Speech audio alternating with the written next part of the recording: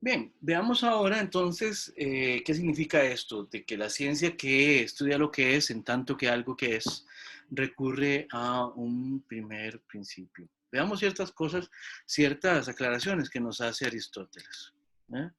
Eh, Vamos a ver, bueno, esto ya de alguna manera lo he dicho, ¿verdad? Eh, Estudia lo que es, estudia los atributos tienen que ver con eh, las formas, por así decirlo, formas de ser, no tanto con el ser directamente, sino con las formas en que ese ser se da. ¿Ya? Por ejemplo, no es lo mismo hablar de Sócrates que hablar de Sócrates sentado, ¿ya? Pero el estar sentado de Sócrates es algo a lo que nos podemos referir, ¿verdad? En ese sentido es importante entonces tener esas clarificaciones que vamos a ir haciendo poco a poco, ¿verdad? Eh, También, dice Aristóteles, tiene que ver con la negación y la privación, a lo cual también nos hemos referido hacia la última parte de la primera parte de la clase, ¿verdad? Este, y bueno, llegamos al principio al cual Aristóteles nos está haciendo referencia. El principio más fundamental para Aristóteles es el principio de no contradicción, el cual ya lo habíamos visto cuando habíamos visto los principios del ser, ¿verdad? Eso que estábamos diciendo en aquel entonces, cuando vimos la primera vez el principio de no contradicción, es precisamente esto, está tomado de aquí, de Aristóteles. Para Aristóteles, el más fundamental de los principios es el de contradicción, que recordarán ustedes que decía que es imposible que lo mismo se dé y no se dé en lo mismo a la vez y en el mismo sentido. Aristóteles en griego lo dice hermoso, lo dice hermosamente, ¿verdad? Aristóteles va a decir, es imposible que se dé y no se dé algo en lo mismo a la vez y en el mismo sentido. ¿Ya? Aristóteles lo dice como to auto kai katato auto. Para lo mismo y según lo mismo, pues puede ser otra manera de decirlo. El, el más fundamental de los principios tiene que ver con esa imposibilidad ontológica de darse y no darse algo, de que exista y no exista algo, de que se dé y no se dé un atributo, de que se tenga y no se tenga un atributo, una negación, una privación o cualquier cosa de estas, ¿verdad? Para Aristóteles esto es fundamental. ¿Por qué? Por dos razones. Primero, porque la realidad opera de una manera tal que este principio, desde el punto de vista ontológico, nunca se va a romper. Eso es imposible contravenir, por decirlo de alguna manera, este principio. Desde el punto de vista de lo que las cosas son, nunca se rompe. Y desde el punto de vista lógico, que tiene que ver con las reglas según las cuales pensamos, por decirlo de alguna manera, es imposible que nosotros pensemos y que nosotros, por lo tanto, también conozcamos negando el principio de no contradicción o que los contenidos a los que nosotros hacemos referencia contravengan también el darse efectivo de este principio, ¿verdad? Por eso es que nosotros no podemos, por ejemplo, a la hora de entender una cualidad de algo, no podemos entender que ese algo tenga una cualidad y que a la vez no la tenga, ¿ya? O que sea y que a la vez no sea, o que se dé y que a la vez no se dé. Por eso estas partes del principio son importantes. En lo mismo, o sea, en la misma cosa, en relación con el mismo con la misma afección, con el mismo rasgo, con la misma característica, a la vez, o sea, al mismo tiempo y en el mismo sentido. Por eso yo les decía, uno puede decir que no es el caso que llueva y no llueva, pero para que eso sea efectivamente así, tiene que ser que estemos hablando de la misma lluvia, por decirlo de alguna manera, al mismo tiempo y en el mismo sentido, o sea, en el mismo lugar, a la misma hora, en relación con el mismo aguacero, por decirlo de alguna manera. En este caso, ahora cuando fuimos al recreo, cayó un chaparroncillo aquí, pequeñito, muy pequeñito, unas cuantas gotitas, ¿verdad? Pero en este momento no está lloviendo. No es el caso que ahorita esté lloviendo y no esté lloviendo aquí donde yo resido, ¿verdad? Pero en relación con diferentes momentos, yo puedo decir, bueno, ahorita no está lloviendo, aunque estuvo lloviendo antes. Ahí no hay contradicción, lo que hay es el paso de un estado de cosas a otro.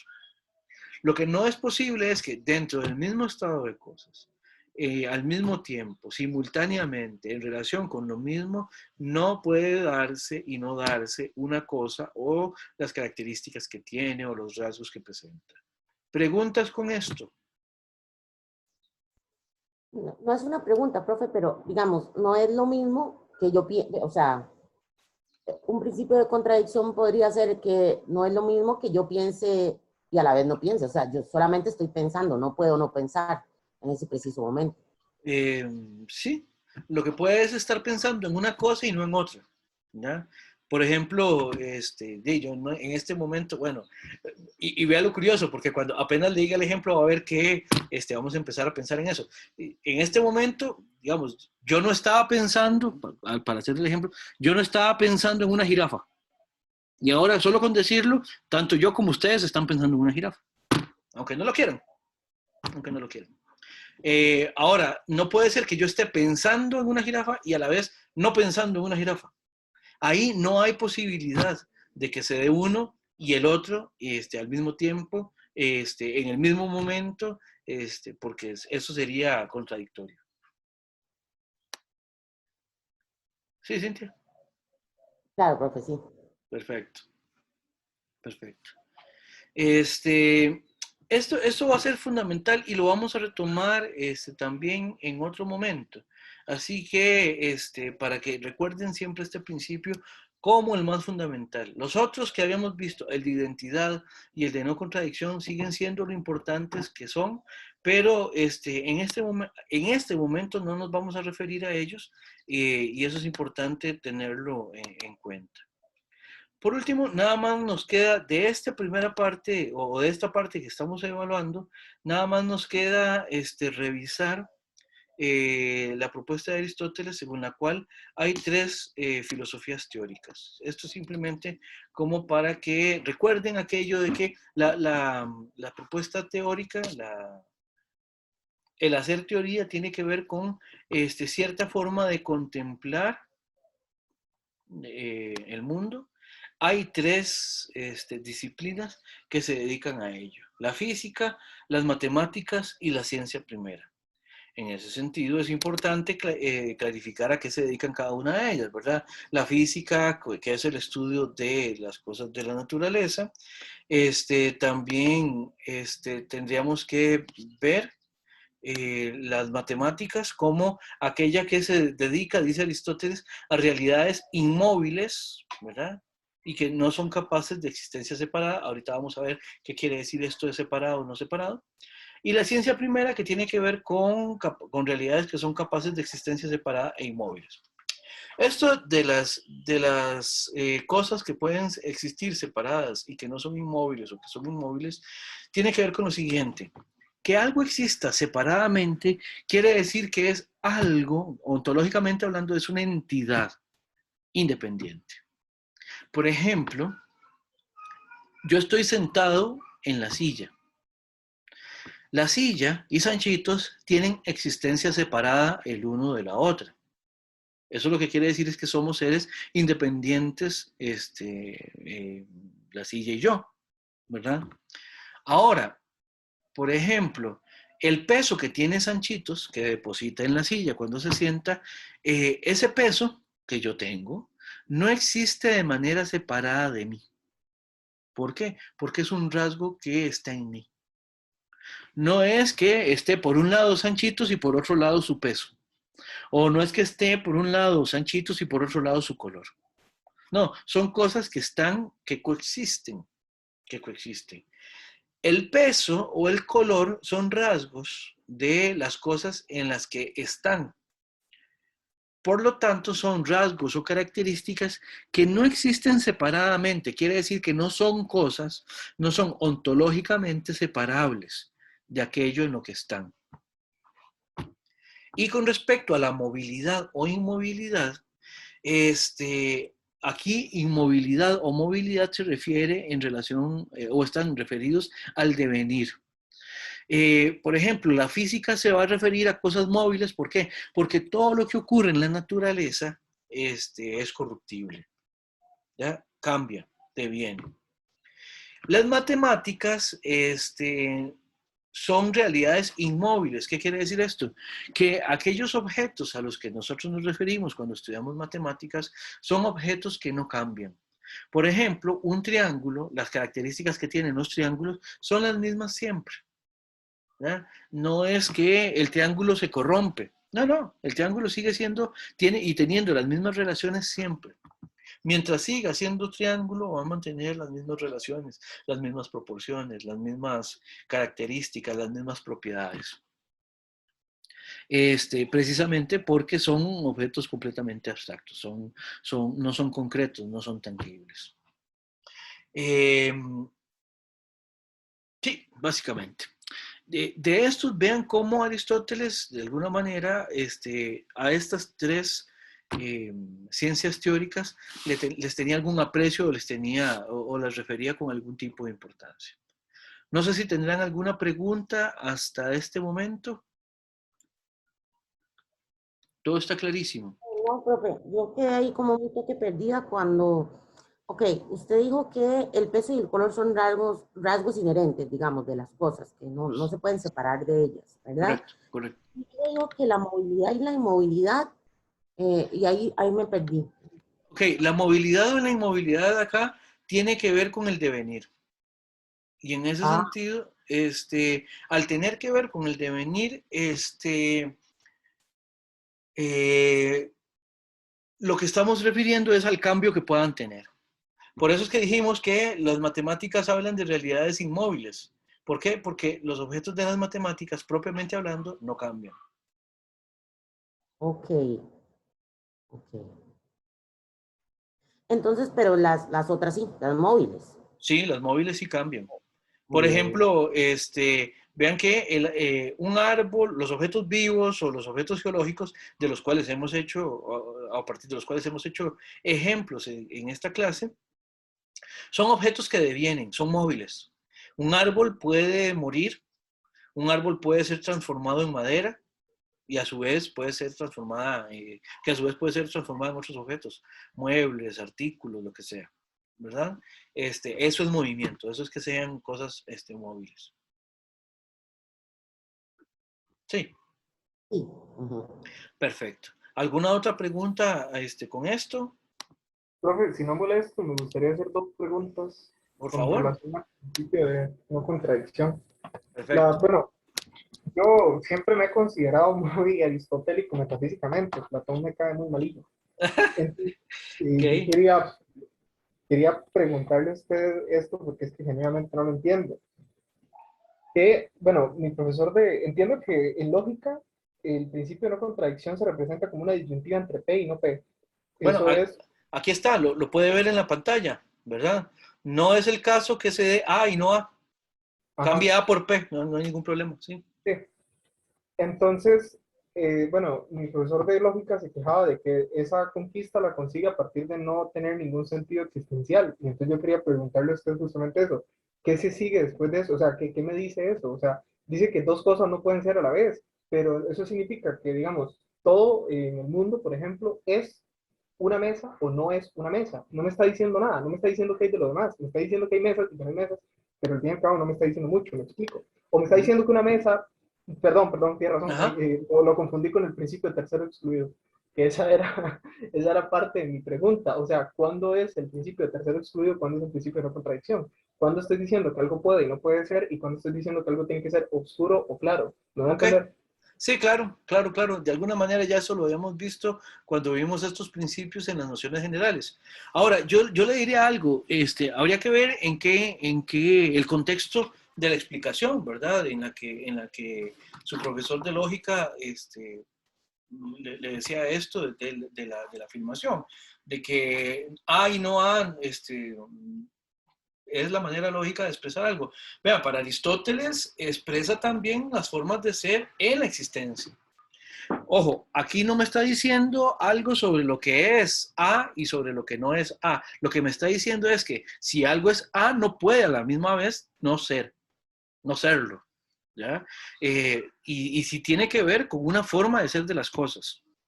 Yo le diría que para Aristóteles es importante, porque vea, para Aristóteles este principio no es solo lógico, es también ontológico. Entonces, habría que ver, obviamente, no le voy a decir que no estoy de acuerdo con lo que dijo su profesor de lógica, porque habría que ver dentro del contexto que era exactamente lo que estaban evaluando. Pero cuidado, para Aristóteles, el principio de no contradicción no es solo un principio lógico, es también ontológico. Entonces, eso es lo que sí me animaría a decir, ¿verdad? Y la otra cosa es que el principio de no contradicción, que me sitúa enfrente de ser y no ser en relación con algo, y el principio tercero excluido, que me refiere a otra manera de ser, la diferencia es esta. El principio de no contradicción simplemente lo que me dice es la relación que hay entre lo que algo es y lo que ese algo no es, ¿verdad? Pero es muchísimo más general que el principio de tercero excluido, porque el principio de tercero excluido lo que hace es que compara una cosa, ¿verdad? En relación con dos extremos posibles, según los cuales puede ser evaluado. En el caso de que no soporte tercero excluido, lo que estamos diciendo es que los dos extremos según los cuales estoy considerando aquello, no me permite hacer un puente entre ellos como para tener gradaciones entre uno y otro. Si aquello que estamos evaluando sí me permite tener un tercero o terceros intermediarios entre cada uno de los extremos, es porque hay la posibilidad de entenderlo como gradaciones o incluso como procesos entre uno y otro. Voy a hacerle el siguiente ejemplo. Por ejemplo, una silla puede ser, vamos a ver, pensemos en gradaciones entre una silla y esa misma silla 200 años después, ¿verdad? Lo que tenemos son dos extremos, por decirlo de alguna manera. La silla recién hecha o la silla con 200 años, ¿verdad? En el intermedio yo podría tener, bueno, pues todos los procesos por los cuales ha pasado la silla, ¿verdad? A partir de los cuales yo puedo tener una silla, de una silla nueva, empiezo a tener una silla cada vez más añosa, al punto que después, a la larga, tengo una silla de 200 años. Ahí, ese proceso por el que pasó la silla, de que ya no es una silla nueva, sino que ahora es una silla vieja, pasa por un montón de posibles periodizaciones, por decirlo de alguna manera. Ahí sí hay la posibilidad de tener un tercero. ¿Cuándo es que se me genera un tercero excluido? Cuando yo lo que estoy es simplemente comparando algo, de modo tal que los extremos realmente lo que me identifican, o me identifico en los extremos con dos cosas que no son una reducible a la otra. Se lo voy a poner así. Por ejemplo, yo puedo pensar, eso que de lo que estoy hablando, ¿es un ser vivo o no es un ser vivo? Por ejemplo, cuando yo comparaba la piedra con el pseudo escorpión de la primera parte de la clase. O bien está vivo o bien no está vivo. Pero no hay tercer posibilidad. Esto opera mucho dentro de lógicas binarias, ¿verdad? En ese sentido, o es o no es. Pero no hay puntos intermedios. Por eso es que ahí la tercera posibilidad, que ni se afirma ni se niega, está excluida. En cambio, en la silla, con el año, yo puedo negar qué sé yo, yo tengo una silla que está envejeciendo, digamos, que ya tiene ciertos años. Yo puedo negar el hecho de que sea una silla nueva. sin que eso me implique negar la silla. O, por ejemplo, lo que tengo es una silla recién hecha, recién salida del taller. Entonces yo puedo negar que sea una silla vieja, ¿verdad? Conforme vaya pasando el tiempo, la puedo ir ubicando en diferentes momentos, en diferentes estadios, entre uno y otro extremo. Ahí sí se puede dar un tercero. No sé, Marlon, si con eso le respondo un poco. Sí, profe, es que, bueno, a mí como que me gusta mucho Aristóteles y a mí me chocó mucho esa afirmación, ¿verdad? Que me quedó grabada en la cabeza, Ok. la afirmación de que el principio de no contradicción, digamos, para mí, y eso iba relacionado con mi segunda pregunta, para mí, a mí sí me dice muchas cosas, a mí personalmente me afirma de cómo no conocer, y es que, bueno, tal vez usted me regañe por esto, porque yo le hice esta pregunta, se me dijo que todavía no estamos preparados para esa conversación, pero esa, digamos, es de nuevo en relación con el conocimiento de Dios, de que no Sí. podemos saber lo que es, pero podemos saber lo que no es. En ese caso, si Dios es causa primera, entonces no puede ser causado. Ya vamos otorgándole ciertos atributos, me explico. Y en ese sentido, el principio de no contradicción nos permite hacer Sofía, no episteme. Y entonces los medievales sí estarían bien. Es que le está dando vueltas a ese asunto que estoy con insomnio de no dormir. Y le estaba dando muchísimas vueltas porque o sea, me explico. Vea, se lo pongo así, Marlon. Ciertamente, desde el punto de vista metafísico, el problema de Dios, y aquí me voy a poder referir a esto a partir de lo que usted acaba de decir, y tiene usted, yo estaría de acuerdo con usted en el que de alguna manera nos permite generar alguna explicación, por lo menos rudimentaria, por lo menos de inicio. Vamos a ver. Es que ya hasta supongo quién es el colega, y si supongo bien, no quiero decir su nombre, pero si supongo bien, es un colega que yo aprecio muchísimo, que lo quiero muchísimo. El punto es, vamos a ver, digamos que yo, y es el caso, en mi caso, ¿verdad? Yo soy materialista, ¿verdad? ¿Qué quiere decir esto? Que yo considero que lo que existe es material, ¿verdad? Yo, por ejemplo, no me comprometo explicativamente con principios no materiales, ¿verdad? Porque no hay manera en que yo los pueda agregar, que yo los pueda incluir en una explicación.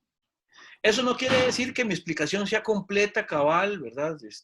No, hay un montón de baches que no tengo, pero esa es una hipótesis que yo no quiero asumir, la existencia de cosas no materiales, ¿verdad? O sea, por ejemplo, la existencia de un Dios no material, espiritual o como quieran decirlo. Ahora, el punto es este. Muchas veces desde el materialismo a la metafísica se la critica diciendo que es que desde el materialismo, por ejemplo, desde ciertos materialismos, ellos consideran que se dedican solo a lo concreto y que por lo tanto no hacen metafísica. Pero cualquier posición, si es materialista, tiene un punto de partida según la cual todo lo que existe es material y lo espiritual no existe. O sea, vamos a ver, el supuesto de que todo lo que existe es material tiene un compromiso metafísico en última instancia a propósito también de cuál es la aseveración posible a propósito de cosas no materiales, como espíritus, como almas o como cosas así.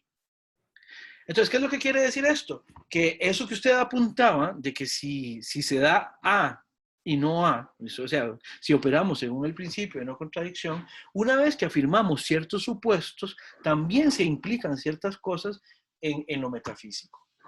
Entonces, en ese sentido, me parece que el principio de no contradicción, tomándolo aristotélicamente, en tanto también se refiere a la manera de ser de las cosas, o sea, en tanto que también tiene contenidos ontológicos, es fundamental.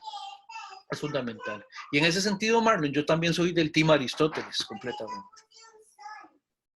Sí, tal vez yo que soy teísta me conviene más Platón, pero es que Platón de verdad no está más bonito Aristóteles, pero sí es que me choca mucho. De hecho, bueno, si usted me permite decirlo, y no sé si estoy haciendo alguna torpeza filosófica sin darme cuenta, di ya el principio de decir que todas las cosas son materiales implica que todas las cosas son. Entonces, si todas las cosas son materiales, implica que, bueno, si Dios es inmaterial, ya no puede existir. Bajo el principio de no contradicción, ya me está diciendo algo nuevo, el principio de no contradicción, ¿me voy a entender? Entonces, esas son todas las cosas que a mí me dice el principio de no contradicción y esas son las cosas que me choca, que me digan que no me dicen nada, pero yo sí quería saber su opinión al respecto, porque sí me interesa mucho, es el principio central de toda la filosofía aristotélica. Sí, ahora recuerde también, desde el punto de vista lógico, no ontológico, desde el punto de vista lógico, que no se dé el caso de que A y no A o P y no P, como decía usted ahora, desde el punto de vista lógico eso es tautológico.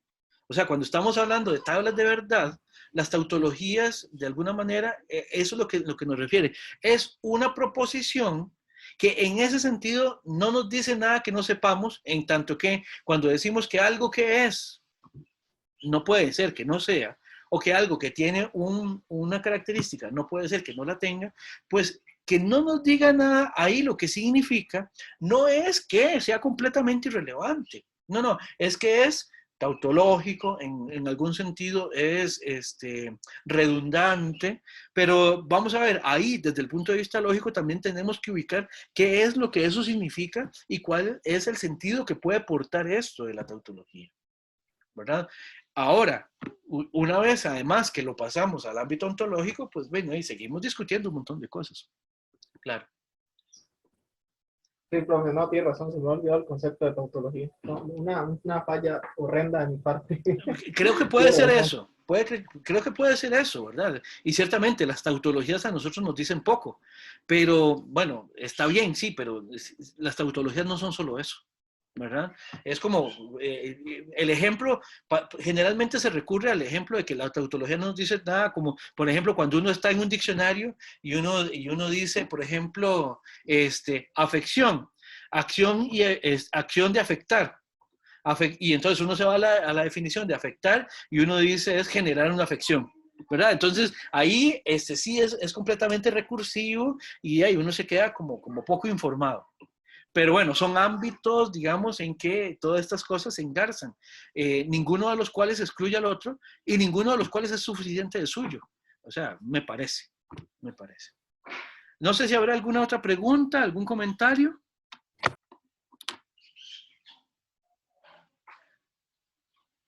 Bien, yo tenía preparado también empezar con el libro séptimo hoy, de una vez. Sin embargo, ya tengo que son las 12:35. Podríamos empezar así muy rápidamente, pero no, creo que lo podemos dejar aquí por hoy y empezar con el libro séptimo a partir de la próxima sesión. Así que entonces, bueno, dejamos aquí esta parte de la clase y detengo en este momento la grabación.